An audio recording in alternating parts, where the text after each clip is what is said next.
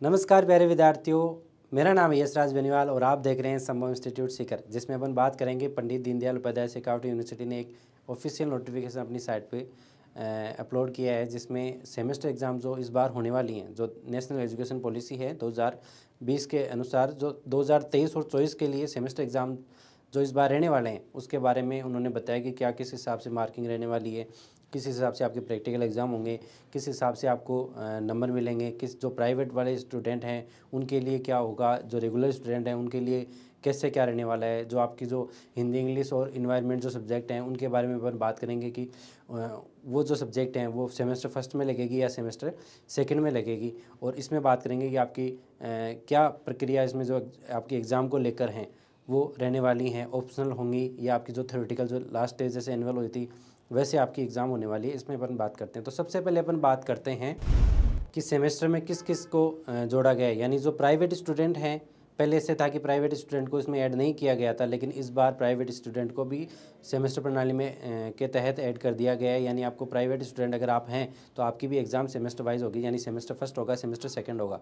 ऐसे नहीं कि जैसे लास्ट ईयर एनुअल हुई थी उसी प्रकार आपकी भी एनुअल होगी।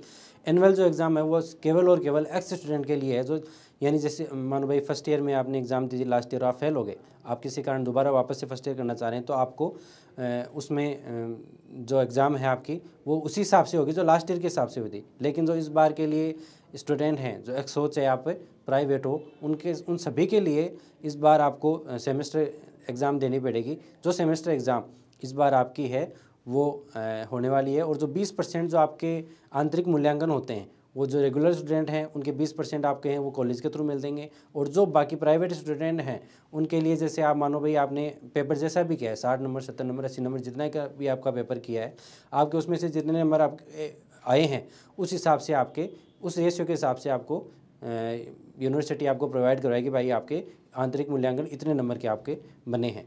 अब अपन बात करते हैं पॉइंट नंबर 2 की। तो इसमें मैं आपको बता दूं, यूनिवर्सिटी ने इस बार बिल्कुल गेम चेंज कर दिया है। लास्ट ईयर की तरह नहीं है कि आपकी जो थ्योरेटिकल एग्ज़ाम है वैसे एग्ज़ाम होगी। सेमेस्टर 1 में आपकी जो एग्ज़ाम है वो ऑप्शनल रहने वाली है, यानी जो कंपटीशन एग्ज़ाम जो आपकी होती है जिसमें 4 ऑप्शन अपने को मिलते हैं, जो सही होता है उसमें अपने को चूज़ करके उसमें अपनी ओमार शीट में भरना पड़ता है, उसी हिसाब से आपकी ये एग्ज़ाम रहने वाली है, जो जिसमें आपको 4 ऑप्शन मिलेंगे A B C और D, जिसमें से जो सही है वो आपको उसमें भर के आना है। आप नीला और काला बॉल पॉइंट यूज़ कर सकते हैं उसके अंदर। इसके अलावा मैं आपको बता दूं, यूनिवर्सिटी ने सिर्फ ये कहा है कि इस बार के लिए ओनली जो सेमेस्टर 1 है, जो 2023 और 24 का सेशन है, इस बार के लिए ही ऑप्शनल सब्जेक्ट जो ऑप्शनल एग्जाम की आपकी एग्ज़ाम है वो करवाई जाएगी, क्योंकि यूनिवर्सिटी इस बार हो चुकी है लेट।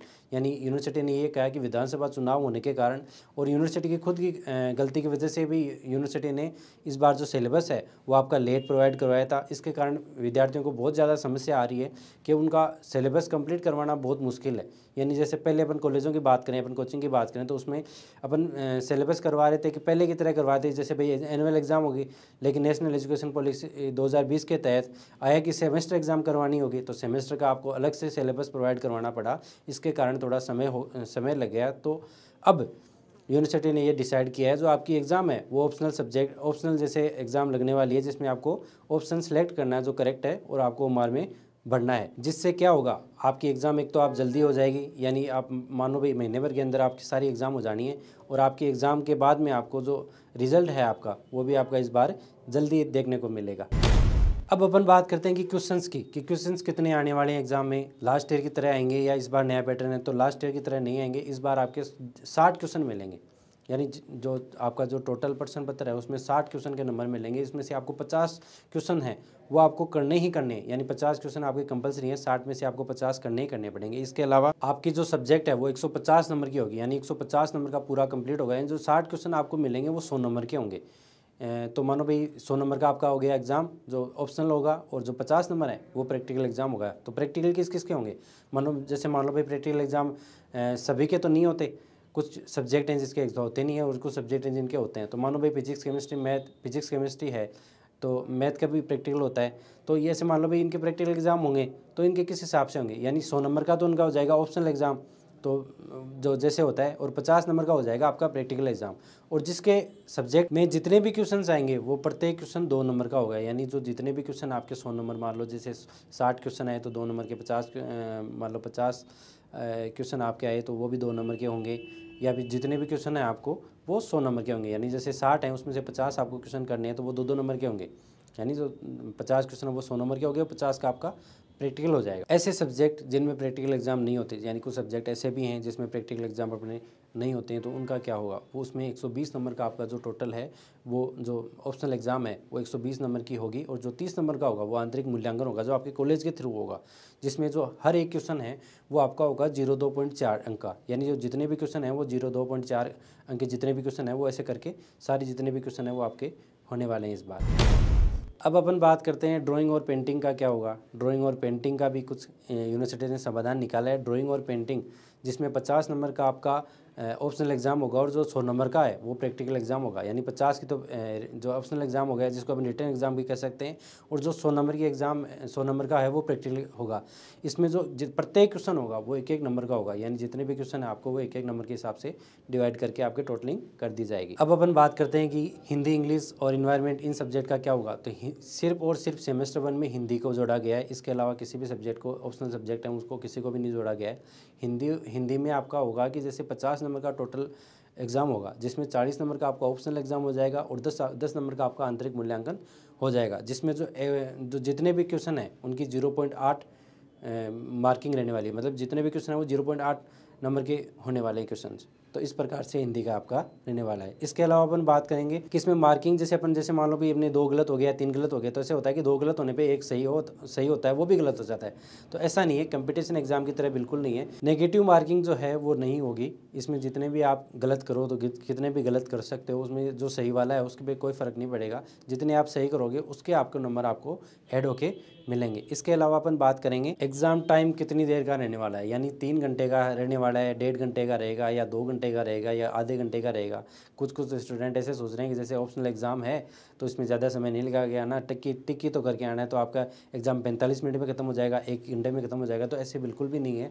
आपका यूनिवर्सिटी ने एग्ज़ाम जो टाइम है वो डिसाइड किया है कि आपका 1.5 घंटे का एग्ज़ाम होने वाला है, जिसमें आपको 1.5 घंटे में आप आराम से जो आपके जितने भी क्वेश्चन हैं वो आप सारे क्वेश्चन कर सकते हैं। इसके अलावा जो प्राइवेट और रेगुलर स्टूडेंट हैं जिनके एग्ज़ाम प्रैक्टिकल एग्ज़ाम होते हैं वो किस हिसाब से होंगे। एग्ज़ाम जो हैं जो लास्ट ईयर की तरह हैं वैसे के वैसे ही एग्ज़ाम होंगे जो आपकी कॉलेज डिसाइड करेगी कि भाई अपने को एग्ज़ाम करवाने हैं। बाकी जो आपका जो एग्ज़ामिनर आएगा वो जब पिछली बार की तरह यूनिवर्सिटी डिसाइड करेगी, आपका एग्ज़ामिनर यूनिवर्सिटी भेजेगी। वो सारी प्रक्रिया जो अपन लास्ट ईयर से देखते हैं, या जितने भी आपके भाई बहन हैं या कोई भी हो आप उनसे पूछ लेना, वो सारी प्रक्रिया वो पहले की तरह रहने वाली है कि जैसे आपको प्रैक्टिकल एग्ज़ाम देने जाना है, एग्ज़ामिनर आएगा यूनिवर्सिटी से और वही आपके नंबर बताएगा, वही आपके एग्ज़ाम वो क्वेश्चंस पूछेगा, वही सारा सब कुछ करेगा।